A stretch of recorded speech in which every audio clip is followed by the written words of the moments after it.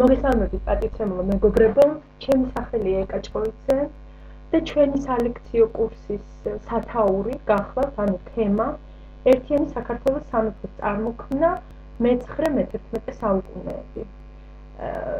მოგეხსენებათ, ასე ვთქვათ, ქრონოლოგიური ჩარჩო არის საკმაოდ ფართო, იმიტომ რომ საქართველოს ისტორიის სამსაუკუნოვან, ასე ვთქვათ, მსვლელობას განვიხილავთ. მაგრამ ვინაიდან შეუძლებელია ნებისმიერი ფაქტის, ასე ვთქვათ, საკუთრივ იმ დროიდან დაწყება ისტორიაში ეს წარმოუდგენელია, რა დროსაც ეს ფაქტი ხდება, ამიტომ რა თქმა უნდა იმ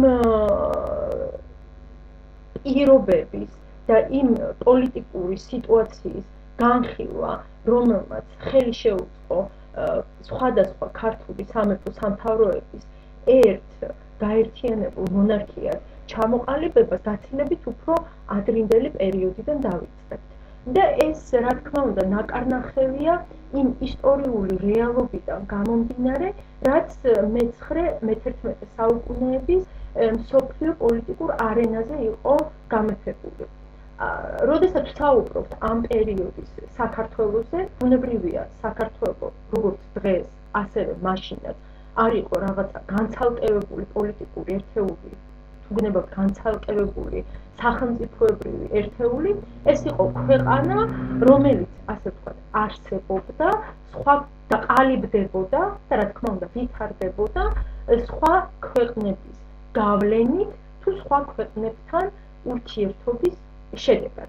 ამიტომ აუცილებლად უნდა განვიხილოთ და უნდა გავითვალისწინოთ ის პოლიტიკური კონიუნქტურა, რაც გამეფებული იყო არა მარტო ვთქვათ იმ კონკრეტულ პერიოდში, რომელსაც ჩვენ განვიხილავთ მე-11 საუკუნეში, არამედ ცოტა ადრე, რადგან აი ამ პოლიტიკური საერთაშორისო პოლიტიკური ძალების, ასე ვთქვათ, ჩამოყალიბება და გაჩენა გაცილებით უფრო ადრე მოხდა, ვიდრე მე-11 საუკუნეებიდან.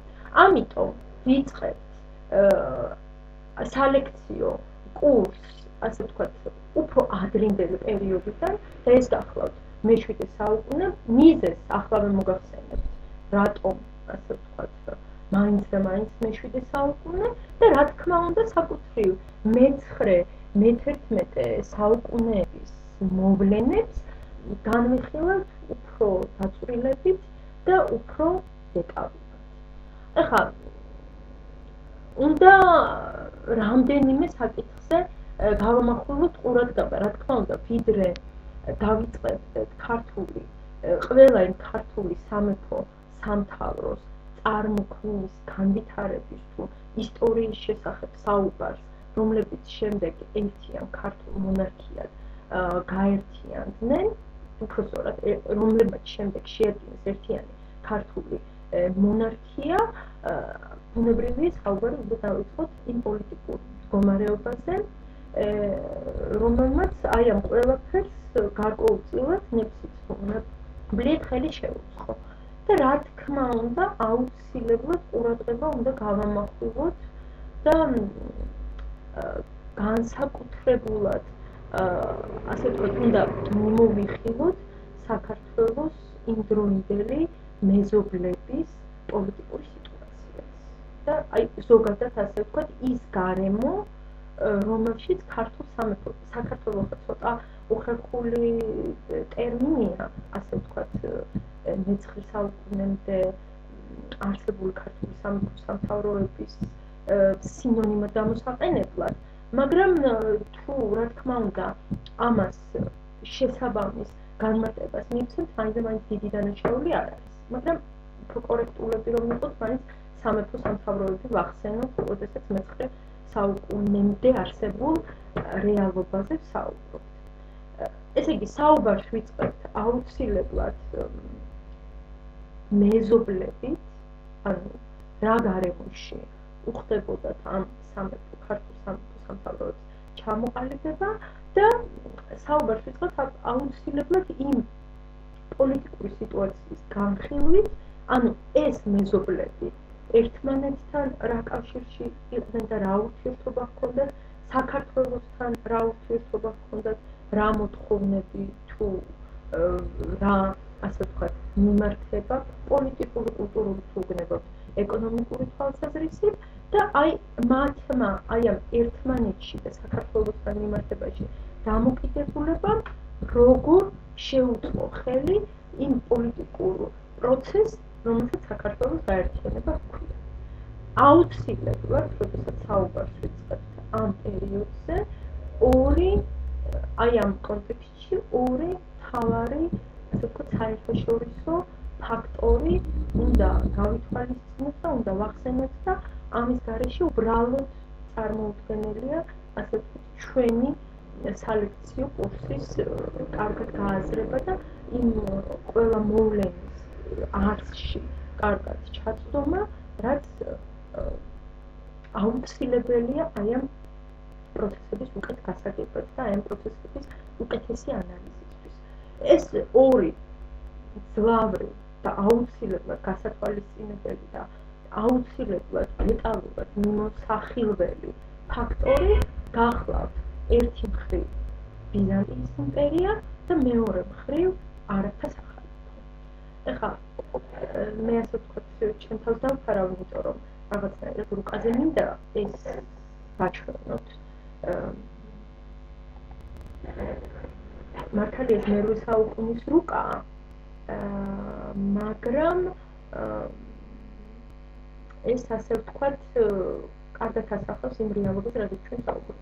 აი ეს გახლავთ არაბეთის ნახევარკუნძული, სადაც წარმოიშვა არაბთა სახალიფო და შემდეგ, რა თქმა უნდა, თანდათან ეტაპობრივად გაიზარდა, აი თუ შეგიძლიათ თვალი მიაწეროთ, ეხლა ვცდილობთ ეს მოვნიშნო, აი ეს ერთზომად. შემდეგ ეს, როგორც აღნიშნე, ტერიტორია არაბთა სახალიფოსი გაიზარდა და მეორე მხრივ ეს გახლავთ ბიზანტიის იმპერია. ანუ რეგიონი, რომელზეც ჩვენ საუბრობთ, ქართული სამეფო სამთავროები არის დაახლოებით აი ამ ტერიტორიაზე. ქვემოთ გვაქვს არაბეთის სახალიფო, რომელიც შემდეგ ძლიერდება და სხვა ქვეყნის ტერიტორიების დაპყრობის შედეგად, ასე ვთქვათ, უშუალოდ ენეზობლება ქართულ სამეფო სამთავროებს და მეორე მხრივ აი ეს გახლავთ ბიზანტიის იმპერია, რომელიც საკმაოდ მძლავრ ტერიტორიას მოიცავს, ამაზე შესაძლოა შემდეგ ლექციებზე, შესაძლოა კი არა შემდეგ ლექციებზე აუცილებლად ვისაუბრებთ. ეს გახლავთ დღევანდელი თურქეთის ტერიტორია, ბალკანეთის ნახევარკუნძული, სამხრეთი იტალია და ჩრდილოეთ აფრიკის გარკვეული ნაწილი. აი ეს ორი ფაქტორი, ანუ ეს ორი სახელმწიფო, ეს ორი საერთაშორისო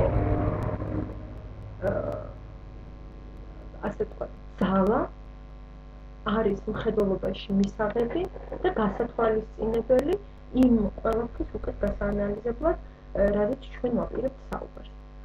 ახლა ბიზანტიის იმპერიის შექმნასა და ჩამოყალიბებაზე საუბარს, რა თქმა უნდა, არ დავიწყებთ და ჩვენი სალექციო კურსის თემა ეს არ არის, მაგრამ არაბთა სახელმწიფოს წარმოქმნის შესახებ რაღაცა ელემენტარული ინფორმაციის მოწოდება აუცილებელია, რადგან შეიძლება ითქვას, რომ არაბთა სახალიფოს შიდა თუ გარე პოლიტიკა გაცილებით ამ პერიოდში, გაცილებით უფრო დიდ ზეგავლენას ახდენს, ასე ვთქვათ, მნიშვნელოვნად განსაზღვრავს ქართული სამეფო სამთავროების ბედს, ვიდრე შეიძლება ითქვას ბიზანტიის იმპერია. ბიზანტიის იმპერია, რა თქმა უნდა, არც ამ პერიოდში და არც მანამდე და არც შემდგომში არ კარგავს თავის როლს და თავის მნიშვნელობას ქართულ სამეფო სამთავროებთან მიმართებაში, მაგრამ არაბთა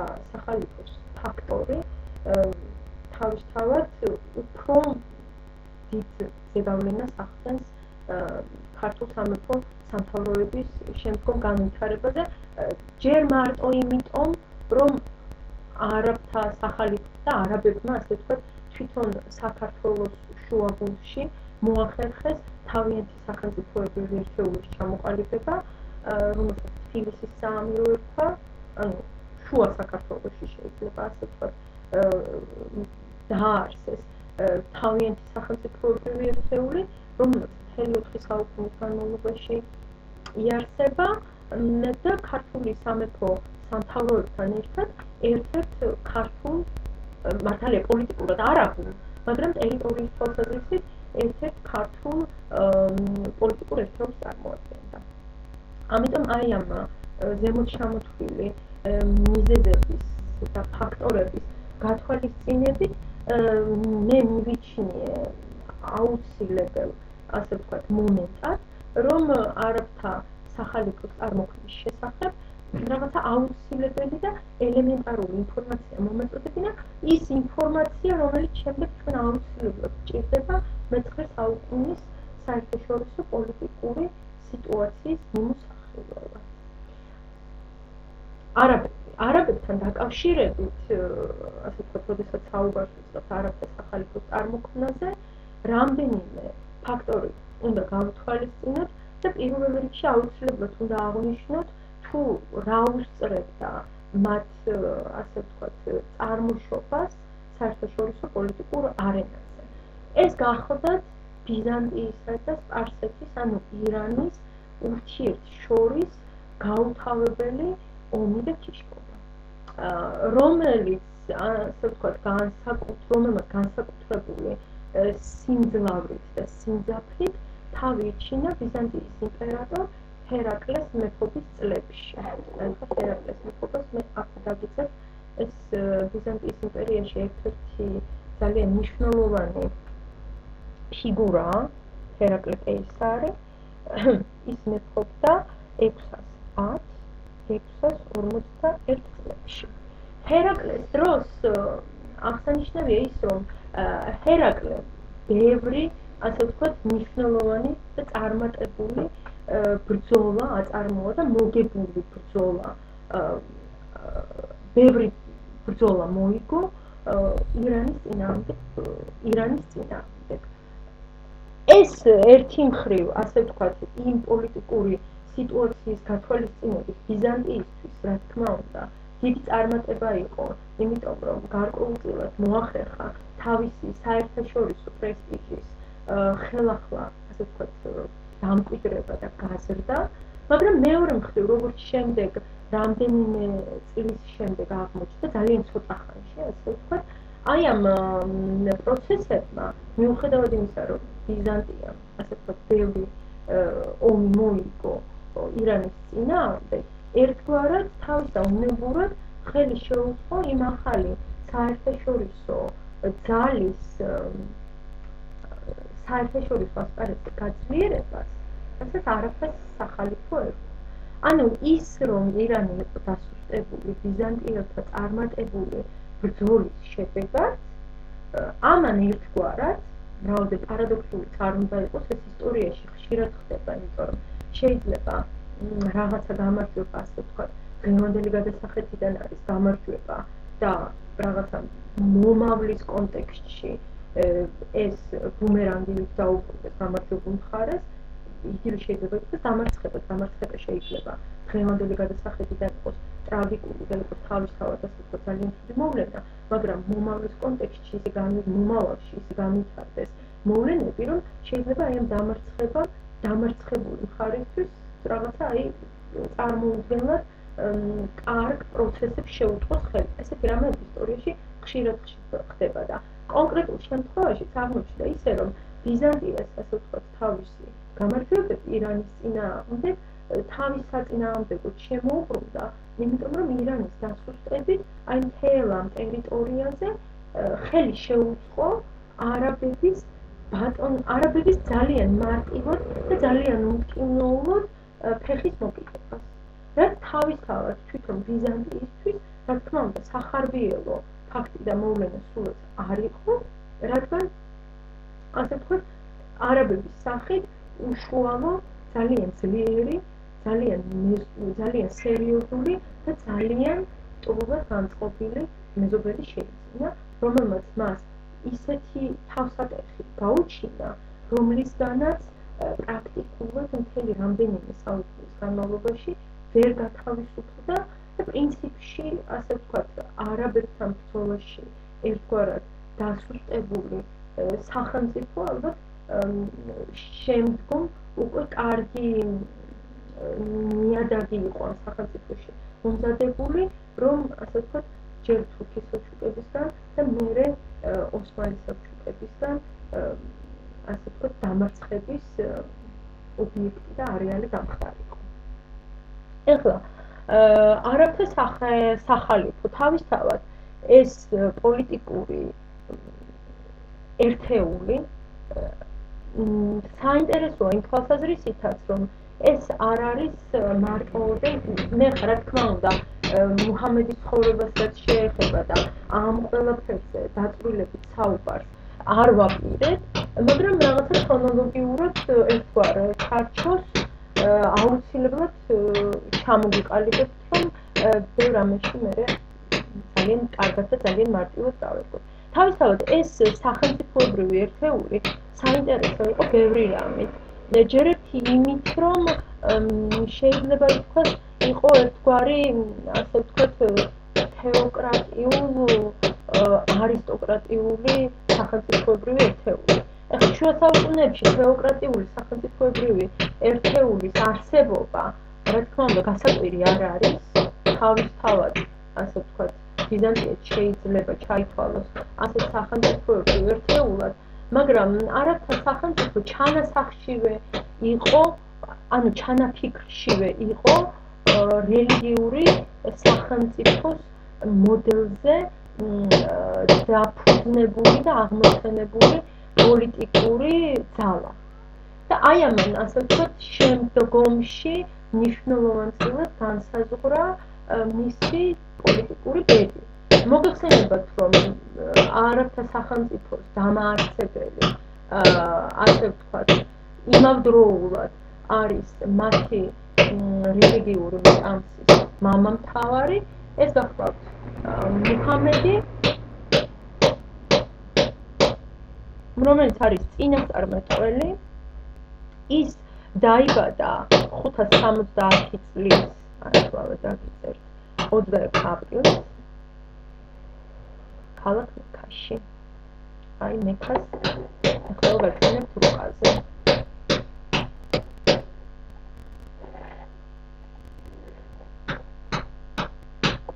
აი ეს გახლავთ მექა, მუჰამედის სამშობლო.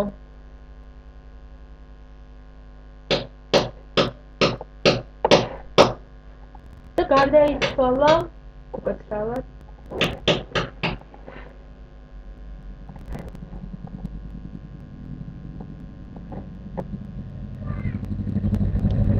ექვსასოცდათორმეტი წლის 8 ივნის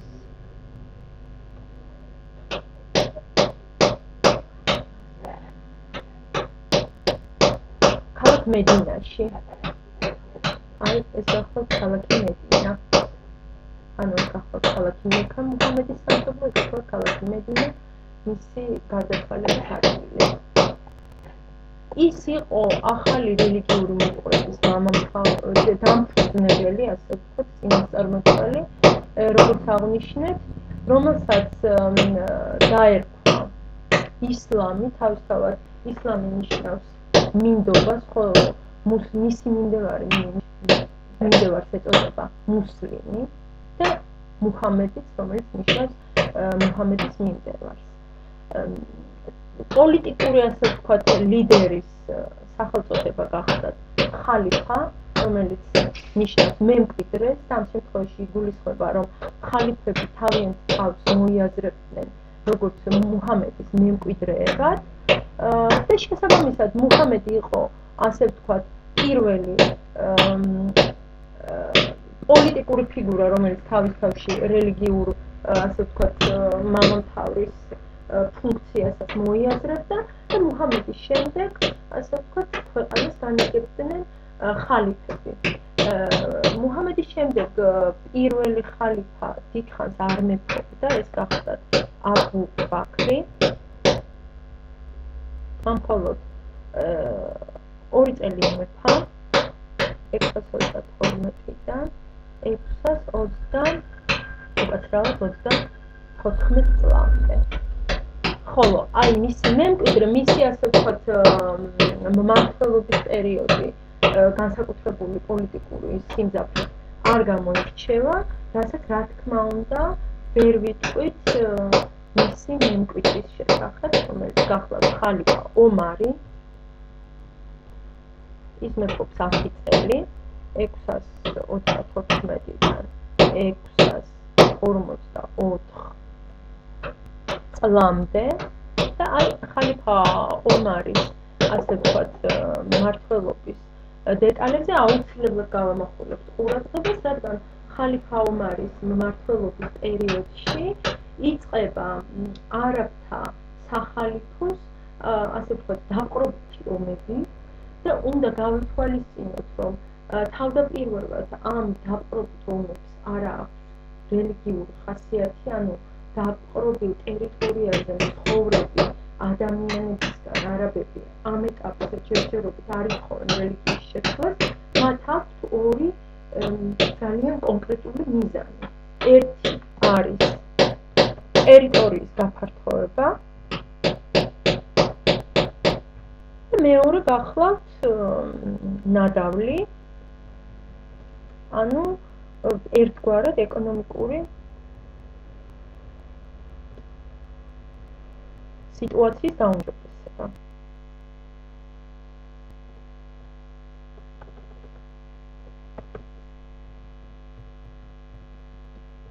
აი ეს ორი ასე ვთქვათ მთავარი მიზანი ამოძრავებდათ არაბებს თავდაპირველად, როდესაც მათ დაიწყეს დაპყრობითი ომები.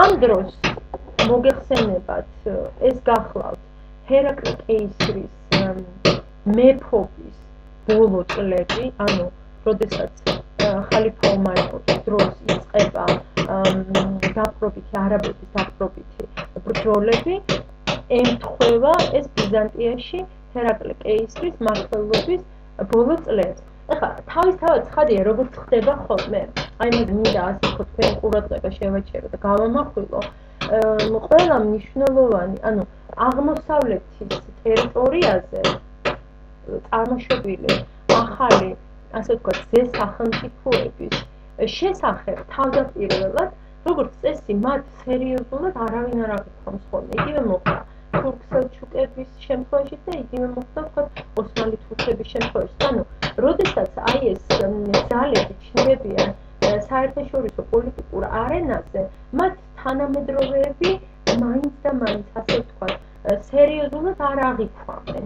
და რას გულისხმობ ახლა ამაში, ანუ თუ რა დიდი საფრთხე შეიძლება მათ შეუქმნან, ასე ვთქვათ, თავიანთ მეზობლებს, ამის გააზრებას, აი ეს მეზობლები და ეს პოლიტიკური ძალები, რომლებიც აი მეზობელ სახელმწიფოებს მართავენ, ამის გააზრებას ისინი ვერ ახერხებენ ხოლმე. რაც იმით გვირგვინდება, ანუ პოლიტიკურად ამას ის შედეგი მოყვება, რომ აი ამ თავიანთი გაუაზრებლობით ერთგვარად ხელს უწყობენ აი ამ ძალების, ანუ როდესაც შესაბამის ყურადღებას არ ანიჭებს და შესაბამისად სერიოზულად არ აღიქვამს იმ საფრთხეს, რაც გელის, ამით შენდაუნებურად აი მოწინააღმდეგე ძალის ერთგვარ გაძლიერებას უწყობ ხელს და აი ესე მოხდა არაბების შემთხვევაში. ანუ ჰერაკლეს მეფობის პერიოდში ბიზანტიამ შეიძლება ითქვას ვერც კი გაიაზრა ის საშიშროება, რაც საშიშროებამაც არაბების სახით ამ დროს იჩინა თავი. და შესაბამისად, ასე ვთქვათ, დამოკიდებულება მათთამი არ იყო ის, რაც უნდა ყოფილიყო, ასე ვთქვათ, მათი უსაფრთხოებიდან გამომდინარე.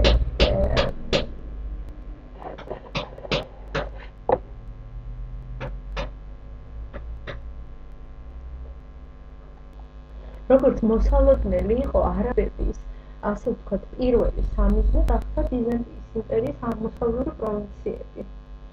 ეს აბსოლუტურად ლოგიკურია და ამ პროვინციებში მოიაზრება სირია, პალესტინა და ეგვიპტის ტერიტორიები.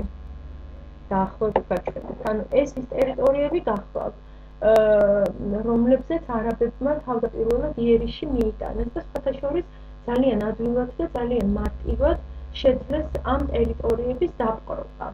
შემდგომ უკვე ჯერი შემდგომ უკვე ასე ვთქვათ მათი სამიზნე როგორც ლოგიკური იყო გახლდათ ირანი ანუ აი ამ წუთში ჩვენ საუბრობთ აი ეს არაბების ნახევარკუნძული ისინი რა თქმა უნდა იწყებენ აი ამ მიმართულებით თავიანთი ასე ვთქვათ სამფლობელოს გაზრდას და ბუნებრივია სპარსეთის არც სპარსეთის მიმართ არიან გულგრილნი და სირია-პალესტინისა და ეგვიპტის დაპყრობის შემდეგ ძალიან მარტივად მოახერხეს მე-7 საუკუნის 40-იან წლებში სპარსეთის დაპყრობას. რაც უკვე იმას ნიშნავს და ლოგიკურად შეგიძლიათ ივარაუდოთ, რომ მათ ასე ვთქვათ გზა ხსნილი ჰქონდათ უკვე ამიერკავკასიის ქვეყნებისაკენ და ბუნებრივია თავისი გეოგრაფიული მდებარეობიდან გამომდინარე სომხეთი გახდებოდა ასე ვთქვათ აი ამ ტერიტორიების შემდეგ არაბებისთვის მთავარი დასაპყრობი ასე ვთქვათ ობიექტი. ეხლა აუცილებლად უნდა აღნიშნოთ და გავამახვილოთ ყურადღება თუ რამ გამოიწვია არაბების აი ასეთი წარმატებული სამხედრო ოპერაციები და ესეთი წარმატებული სვლა ასე ვთქვათ და თითქმის უბრძოლველად აი ამ ტერიტორიების დაპყრობა. ეს გახლდათ ძირითადად სამი ასე ვთქვათ მთავარი ფაქტორის დამსახურება ჯერ აუცილებლად ის რომ ანუ დავწეროთ აუცილებლად გავამახვილოთ ყურადღება სამხედრო წარმატებების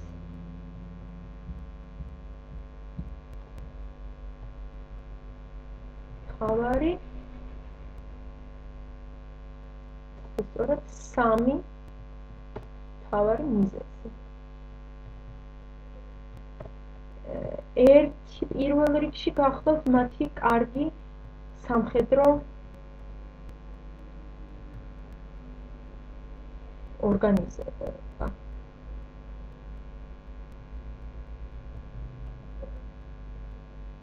რაც თავისთავად მოიაზრებს ასე ვთქვათ მათ კარგ სამხედრო თვისებებსაც იგებავთ. მეორე რაც გასათვალისწინებელია ეს გახლავთ მათი შემწყნარებული რელიგიური შემწყნარებლობა და გეტყვით ახლა ეს რატომ იყო მნიშვნელოვანი.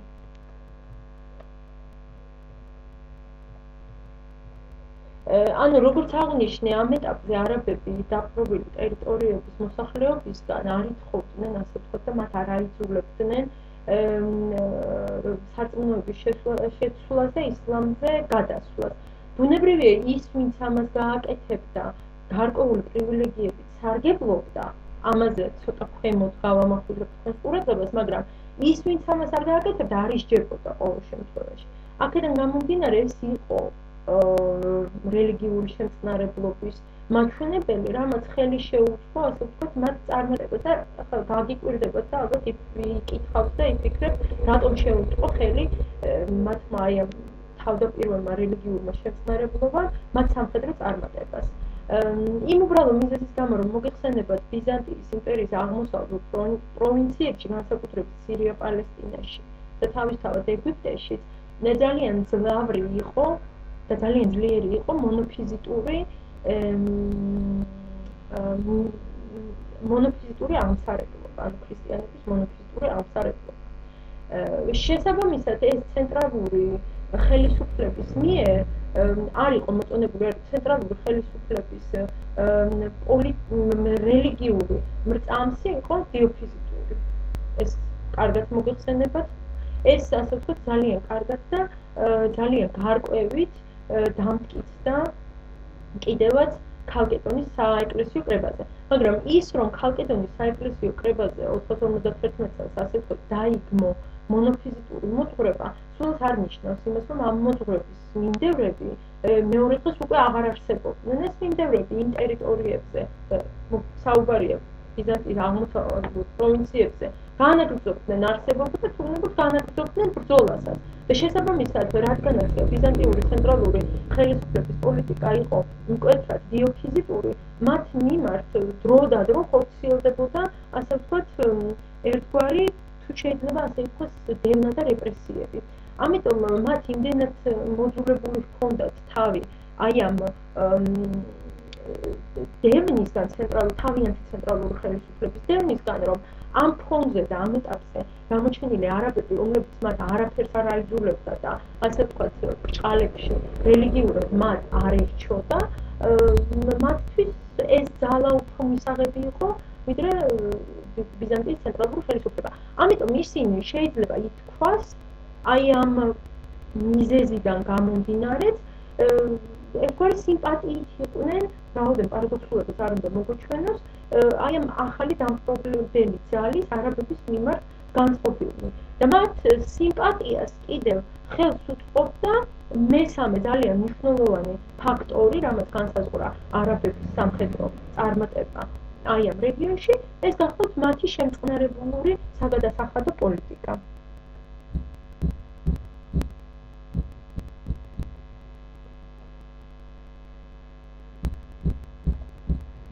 ანუ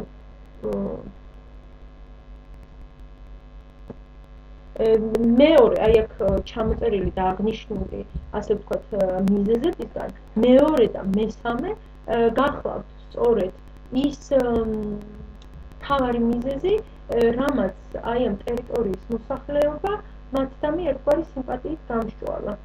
რამაც გამოიწვია ის, რომ არაბებმა პრაქტიკულად ეს ტერიტორიები უბრძოლველად დაიპყრეს. ეხლა შემდეგ უკვე მათ თითქმის არ გაჭიროებიათ ისეთი სერიოზული ზესახელმწიფოს ჩაყლაპმა, როგორიც იყო ირანი. და ასე და ამგვარად კაცობრიობის ისტორიაში იწყება 640-იანი წლები, როდესაც არაბებს, რომლებსაც უკვე ზემოთ აღნიშნული ტერიტორიები აქვთ დაპყრობილი, მათ ასე ვთქვათ, უკვე ახალი სამიზნეები უჩნდებათ აი ამ დაპყრობით პოლიტიკაში. და ეს არის, რა თქმა უნდა, ამიერკავკასია. 640 წელს დაახლოებით ისინი იპყრობენ სომხეთის დედაქალაქ დევინს და დაახლოებით 642 წლებში ისინი პირველად ჩნდებიან ქართლის ტერიტორიაზე. 642-53 წლები. გასათვალისწინებელია.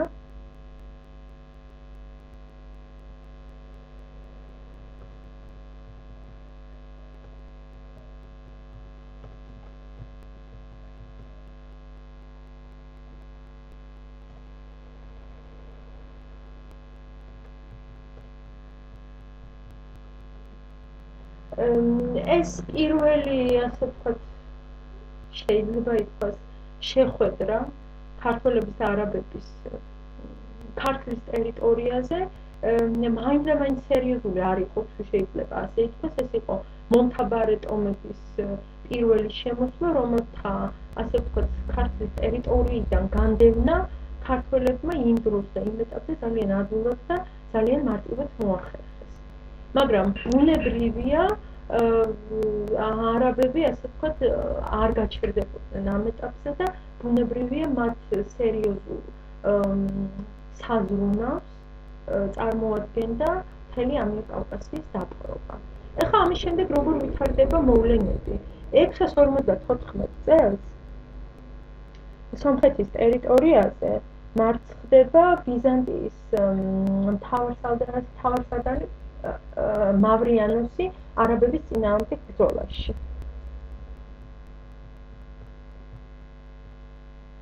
მავრიანოსმა თავს გაქცევით უშველა და მიაშურა, ანუ გაიქცა ქართლის ტერიტორიისკენ და ბუნებრივია არაბები მათ დაედევნენ.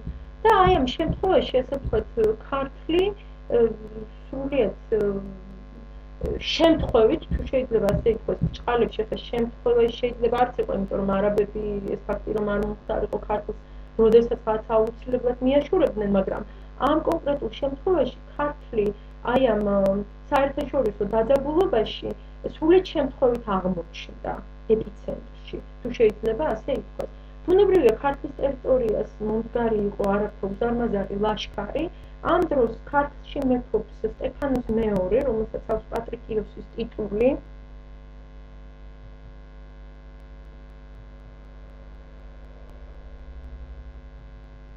მისი მეფობის წლები ზუსტად დადგენილი არ არის, სავარაუდოდ ეს გახლავთ 631 660 დაახლოებით. და 660 შესაძლოა 663-იც. ის გახლავთ ბიზანტიური ტიტული პატრიკიოსის მფლობელი, რაც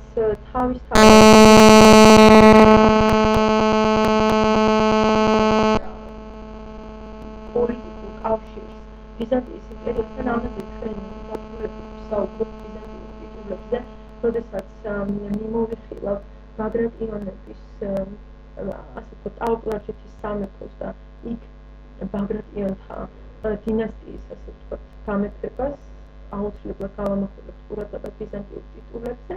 აი პატრიკიოსი გახლავთ ამ დროს ბიზანტიურ ტიტულის მფლობელი არის ერისმთავარი, მას არ აქვს მეფობის ასე ვთქვათ პატივი, მოიხსენებათ ამ დროს ქართლში მეფობის ინსტიტუტი გაუქმებულია, ეს ირანელებმა გააუქმეს თავის დროზე. პატრიკიოსი საღათ აფასებს ასე ვთქვათ იმ სიტუაციას, რაც გამეფებულია ამ დროს ზოგადად საერთაშორისო პოლიტიკურ არენაზე და ის რა თქმა უნდა არ იღებს სწორ გადაწყვეტილებას და არ ეკინება ქართლის საზღვრებს მომხდარ არაბებს. ამიტომ ის არაბთან მხედართმთავართან აგზავნის ელჩს და საჩუქრებს მხედართმთავარს მისი ეს პოლიტიკური ჟესტი ძალიან მოსწონს, ის თავადაც ეწევა მას. ეს გახლავთ ჰაბიბ იბნ მასლამა, ძალიან ისეთი ცნობილი საქართველოს ისტორიაში, რომელიც ქართლის ერისმთავართან ერთად აფორმებს სპეციალურ დოკუმენტს, დაცვის სიგელით ცნობილ დოკუმენტს, სადაც განსაზღვრულია დიპლომატიურ დონეზე ქართველებისა და არაბების შემდგომი ურთიერთობა.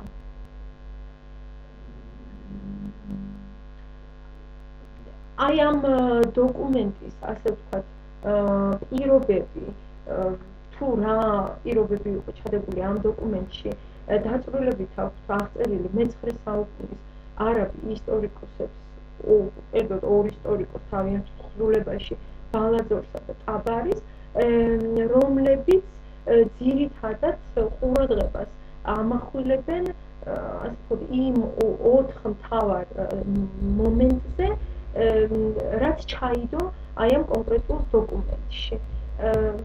ასე ვთქვათ, ძალიან სწრაფად მიმოვიხილავ აი ამ 4 მთავარ პირობას, რაც განსაზღვრული იყო არაბების მიერ და რაც არეგულირებდა ასე ვთქვათ ქართველების და არაბების ურთიერთობას და ამ დოკუმენტზე საუბარს, იმიტომ ძალიან საინტერესო დიპლომატიური აქტია თავისთავად, შემდეგ ლექციაზე განვაგრძობ. პირველი, ეს გახლავთ ის, რომ ქართლის მოსახლეობას დაეკისრა კომლობრივი ჯიზია, ანუ ეს არის დაცვის სიგელის პირობები.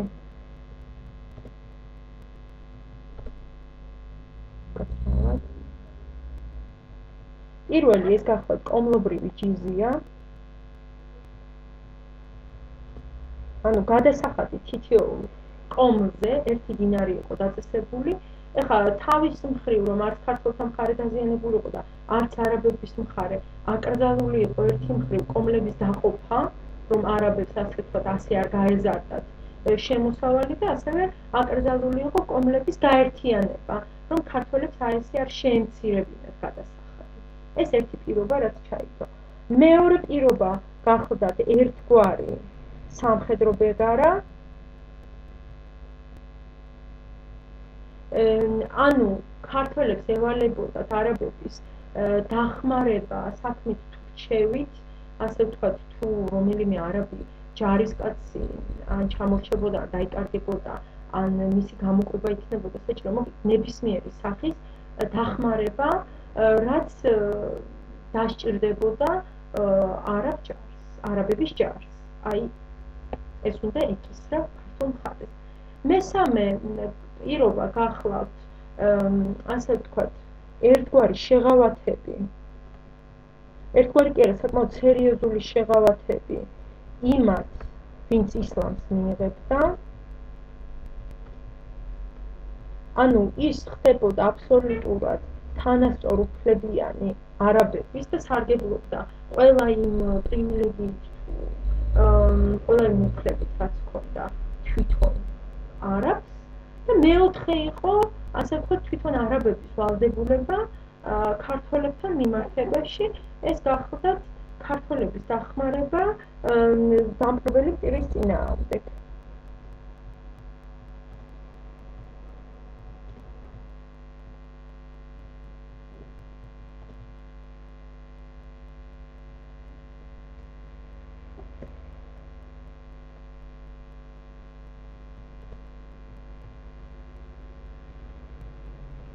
ანუ იმ შემთხვევაში თუ ქართლს შემოესეოდა გარეშე მტერი, არაბები ვალდებულები იყვნენ ქართველებს დახმარებოდნენ სამხედრო თვალსაზრისით. და თქვენ წარმოიდგინეთ და ასე განსაჯეთ, ამ პირობაში ისიც იყო გათვალისწინებული, რომ თუ ასე ვთქვათ, არაბების ერთგვარი დაუდევრობის გამო ქართველთა მხარე დამარცხდებოდა აი ამ თავდასხმის დროს, ქართულ მხარეს ეს ასე ვთქვათ, დანაშაულში არ ეთვლებოდა. აი ეს 4 ძირითადი პირობა იყო ჩადებული იმ პოლიტიკურ დოკუმენტში, რომელიც გაფორმდა არაბულ და ქართულ მხარეებს შორის და რომელმაც ასე ვთქვათ, საწყის ეტაპზე, ყოველ შემთხვევაში მე-7 საუკუნის 50-იან წლებში და 60-იან წლების დასაწყისშიც დაარეგულირა და განსაზღვრა ქართულ-არაბული ურთიერთობები, რომელიც ამ ეტაპზე, როგორც თავად ასე ვთქვათ, თქვენ შეგიძლიათ დარწმუნდეთ, ჯერჯერობით მტრული და ასე ვთქვათ, ძალიან აგრესიული ამ ეტაპზე ეს ურთიერთობები ჯერჯერობით არ არის. ეხლა ბუნებრივია ამ ყველაფრის შემდეგ, ბუნებრივია კი არა და ამ ყველაფრის შემდეგ უკაცრავად ბუნებრივია გამოვიწყოთ, არაბთა სახალიფოში შიდა დაპირისპირება დაიწყო სისხლისმღვრელი დაპირისპირება დინასტიური, ასე ვთქვათ, თუ ვინ გახდებოდა ტახტის მემკვიდრე, ანუ შიდა ჩვეულებრივი დინასტიური ბრძოლა დაიწყო. ამით ასეთი დინასტიური დაპირისპირებით ყოველთვის სარგებლობდნენ დაპყრობილი ერები და ამ შემთხვევაში ასე ვთქვათ, ქართლისთვის პრიორიტეტული იყო, რომ ვთქვათ, გადასახადი, ანუ ჯიზია აღარ გადაეხადა, იმით ყოველთვის სარგებლობდნენ ხოლმე და შიდა დაპირისპირების დროს ცდილობდნენ, რომ ამით ესარგებლოთ და გადასახადები არაბული მხარისთვის არ გადაეხადათ. ყველაფერი, ასე ვთქვათ, დასრულდა 661 წელს ხალიფატში, როდესაც ეს შიდა დაპირისპირება დამთავრდა ომეათთა დინასტიის პირველი წარმომადგენლის მოავიას გამარჯვების შედეგად. მოავია პირველი გახლავთ ეს.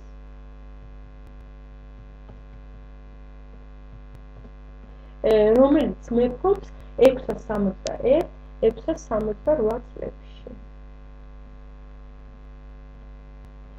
და რა თქმა უნდა, აი ამ ეტაპზე ახალი რეალობა კვიდრდება, ასე ვთქვათ, მსოფლიო საერთაშორისო ასპარეზზე, რომელიც ასე ვთქვათ, უკვე ახალ დასაბამს აძლევს არაბების ურთიერთობას ყველა იმ სახელმწიფოებრივ ერთეულთან მიმართებაში, რომელთა ტერიტორიაზეც მეტ-ნაკლებად ჰქონდათ ფეხი მოკიდებული.